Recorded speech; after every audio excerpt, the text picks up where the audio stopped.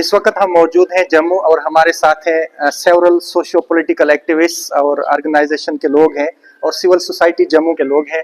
पहले हम बात करेंगे मीर शाहिद सलीम साहब से, जो चेयरमैन है यूनाइटेड पीस अलायंस। सर, जिस तरह वायलेंस का जो है वो माहौल इंस्टिगेट हुआ है नागपुर में औरंगजेब की कब्र को लेकर, क्या कहेंगे इस पे? बहुत बहुत शुक्रिया जी। असल में इसके लिए मैं आपको कह दूं कि यहाँ पे 3 पावर सेंटर्स हैं एक तरह से। योगी आदित्यनाथ कह रहे हैं कि मेरे पास अयोध्या है, उस पर सियासत कर रहे हैं। हमारे गुजरात के जितने भी भाई बंधु हैं उनके पास गोधरा था। अब जो है फडणवीस जो महाराष्ट्र के सियासतदान है बड़े, उन्होंने उस कब्र को मरकज बना के सियासत करना शुरू कर दी है। वरना 1707 में एक शख्स की मौत हो जाती है जिसने भारत पर 49 बरस तक हुक्मरानी की है और वो जालिम था, जाबर था। That's a part of the history.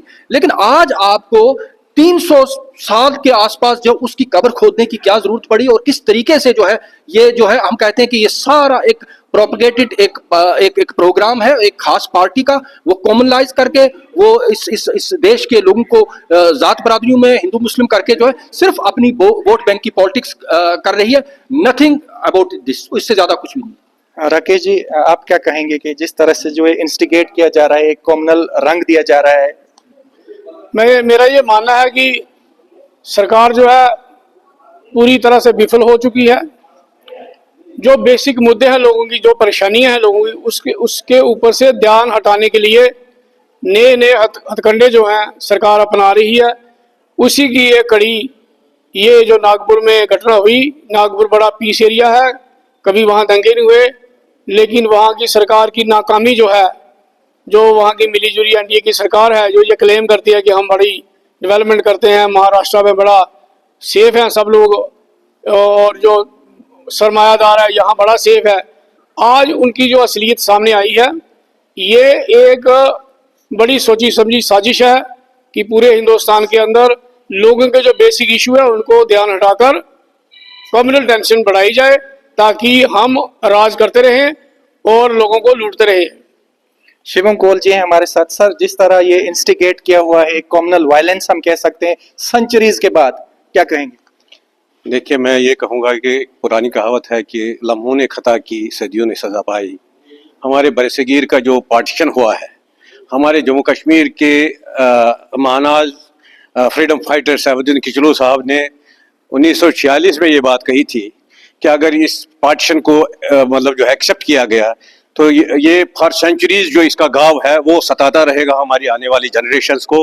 और उसी के वो अल्फाज जो हैं हर बार सच साबित हो रहे हैं। मैं समझता हूँ कि ये हिंदुस्तान की जो रूलिंग क्लास है, बरसर इक़्तिदार तबका, वो चाहे भारतीय जनता पार्टी में आप रखो, कांग्रेस में रखो या कहीं रखो, उन्होंने किसी न किसी तरीके से अपने सियासत को चलाने के लिए मजहब का इस्तेमाल किया है। हमारी मौजूदा सरकार जो है वो एक्सक्लूसिवली सूदमंद तरीके से मजहब का इस्तेमाल कर रही है ताकि वो लोगों के असली मसाइल से लोगों का ध्यान हटा करके मजहबी मुनाफरत में पोलराइज करें, और उसमें वो कामयाब हो गए हैं। और वो पिछले 10 साल की उनकी जो इक़्तिदार है वो इसी वजह से उनको मिला है, वो इसको कभी छोड़ेंगे नहीं।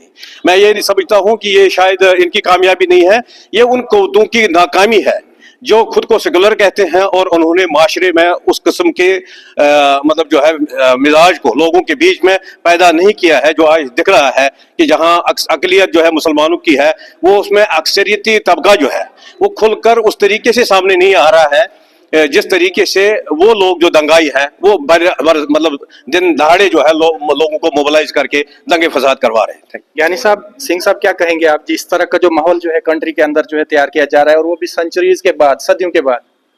मैं इसके बारे में ये कहूँगा कि भारत की सरकार अगर उस वक्त औरंगजेब ने जुल्म किया तो औरंगजेब के पीछे जो खड़े थे वो भी फिरका परस्त साजिशें थी जो करवाते थे, जिन्होंने भारत की पार्टीशन कराई जिसमें 10 लाख लोग मारे गए, 10 लाख लोग बेघर हुए। उनका तो नाम नहीं लेते। उनको कराने वाले कौन थे? आगे कोई और थे, पीछे रिमोट कंट्रोल जो था, मैं ये डरूंगा नहीं, वो जो आरएसएस का कंट्रोल था, जो फिरका परस्त साजिशें जो आज नागपुर में और पूरे भारत में हिंदू मुसलमान और सिख ईसाई को बांटना चाहती हैं, ये उनकी साजिश पहले भी रही और आज भी है। आज मुगल सरकार से लेके आज तक उस वक्त जो जालिम लोग हुए उनसे भी जो कत्लेआम जो जुल्म सितम करवाया जाता रहा, वो जो फिरका परस्त जो लोग से, जो उनकी सरकार में जो फिरका परस्त लोग से, उन्होंने करवाया। दोस्त बता रहे हैं नागपुर भारत का एक वो हिस्सा है जहां पे कभी भी फिरका वाराना फसाद नहीं हुई। वहां पे आरएसएस का मरकज है, बाकी चीजें, बाबरी मस्जिद के बाद जितने भी भारत, जब भी जो फिरका वाराना हिंदू मुस्लिम तशद्दुद हुआ तो नागपुर एक पीसफुल लोग थे और फख्र करते थे। वहां पे हिंदू और मुसलमान जो है वो शीरो शक्र की तरह, और आज क्या पड़ी है, और एक नया एजेंडा जो है वो भी जमीन के अंदर से खोद के तलाश किया जा रहा है, सिर्फ वोट बैंक पॉलिटिक्स की। मलिक साहब क्या कहेंगे आप भी एक प्रोमिनेंट सोशल एक्टिविस्ट हैं, इस तरह का माहौल जो बनना है वो भी सदियों के बाद, किस तरह का संकेत जो है वो कंट्री की तरफ है और यहाँ जो लोग रह रहे हैं? देखिए, जो ये नागपुर में जो ये चीज़ हुई है ये बिल्कुल टोटली गलत है। मैं ये कहना चाहता हूँ पिछले 10 साल में आप देख लीजिए, यहाँ सिर्फ ज़ात पात के नाम पे लोगों से जब वोट लेते हैं ये, मैं कहना चाहता हूँ कि हिंदू मुस्लिम सिख अताद हम जिंदा कहते हैं जिंदाबाद। लेकिन ये चीज़ जो आजकल की सियासत जो है ये बड़ी गंदी सियासत है, ये नहीं होना चाहिए। अगर औरंगजेब ने उसके इसके करने से क्या होगा, ये तो हिंदू मुस्लिम में एक भड़काव चीज़ है। हम ये कहना चाहते हैं ये चीज़ें नहीं होनी चाहिए, ये सियासत जो है इस सियासत नहीं चलानी चाहिए, ये गलत चीज़ है, हम इसकी मजम्मत करते हैं। हमारे साथ हैं फार्मर एडवोकेट जर्नल, और बड़े कैलकुलेटेड इनके स्टेटमेंट्स होते हैं। सर क्या कहेंगे, कंट्री में इस तरह का माहौल बनना, जो यूनिटी इन डाइवर्सिटी कहा जाता है कंट्री को, और वो भी सदियों के बाद जो है वो इस तरह के वो खोद के मुद्दे तैयार करना जिससे आपस में जो है वो देश के लोगों में बंटवारा हो और आपस में एक तरह की रंजिश जो इंस्टिगेट की जाए, क्या कहेंगे? जो सियासी हालात हैं और जो प्रेजेंट डिस्पेंसेशन है तो उसके सामने कोई और मुद्दा रह नहीं गया, और उनकी ये कमजोरी का एक प्रतीक है कि वो इस किस्म की हरकतें करते हैं। कभी तो ये कहते हैं कि ये मुगल जो थे वो बाहर के थे, जबकि अगर हिस्टोरिकली देखा जाए तो जिस इलाके से मुगल आए थे, जहाँ से बाबर आया था, और बाबर की औलाद के जो नारे लगाते हैं कि हम इनको नहीं रहने देंगे, तो ये तो हैं ही हिंदुस्तानी। बल्कि यहाँ के लोग जो हैं, यहाँ पे बहुत से ऐसे लोग हैं जो बाहर से आए हैं, जबकि बाबर जो था वो हिंदुस्तान का ही रहने वाला था, वो यहाँ का ही बाशिंदा था। और उसके बाद जिन लोगों को तनकीद का निशाना बनाया जाता है तो वो अच्छे हुक्मरान रहे हैं। अगर ये 1949 से ईयर के लिए हिंदुस्तान पे रूल किया और उसके खिलाफ किसी ने कोई उंगली नहीं उठाई, कोई जंग नहीं हुई, कोई बड़ा जो है वो युद्ध नहीं हुआ, और कोई उसकी मुखालफत नहीं हुई आज दिन तक, तो इससे जाहिर होता है कि जो भी उसका रूल ऑफ लॉ था वो अच्छा था और लोगों को पसंदीदा था। ये और बात है कि बादशाह जो होते हैं जालिम होते हैं, वो जंगें करते हैं। अगर उसने अपने भाइयों के साथ जो सलूक किया तो ये उनका निजी मामला है, उसके साथ उसने क्या किया। लेकिन जहाँ तक एडमिनिस्ट्रेशन का सवाल है, उसने जो राज किया तो उस पर हम उंगली नहीं उठा सकते, और तारीख उसके लिए शाहिद है कि कहीं किसी मुअर्रिख ने उसके बारे में नहीं लिखा। उसकी कब्र बनी है कि उसकी ऑनेस्टी का एक बैन सबूत है कि उसने 16 रुपये में जो उसकी कब्र का कुल खर्चा था वो 16 रुपये आया उस वक्त।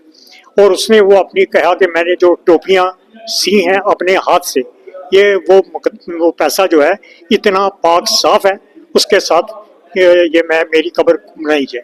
और अपने खुद भी खाने में, पीने में और पहनने में वो इतनी एहतियात बरतता था अपने राज में कि वो एक पैसा भी गलत तरीके से हासिल करता ना अपनी ज़ात पे, ना अपने ख़ानदान पे, ना अपने सरकारी कारोबार में इस्तेमाल करता था। तो ऐसे आदमी के बारे में इतने बरसों गुजर जाने के बाद अब आपके पास कोई एजेंडा नहीं रहा, तो इस किस्म का करे कि हिंदुस्तान में ये मुसलमानों के खिलाफ और उसे भी मुसलमान समझ के ये किया जाए, ये सबसे अफसोस था। ये थे हमारे साथ सेवरल सोशियो पॉलिटिकल एक्टिविस्ट और सिविल सोसाइटी जम्मू के लोग। कॉमनल रंग देकर औरंगजेब की कब्र को नागपुर में, और मैं यही कहूंगा उन लोगों से कि वो रंग जो मातम नजर आ रहे हैं, करीब आके देखो तो गहरे मिलेंगे।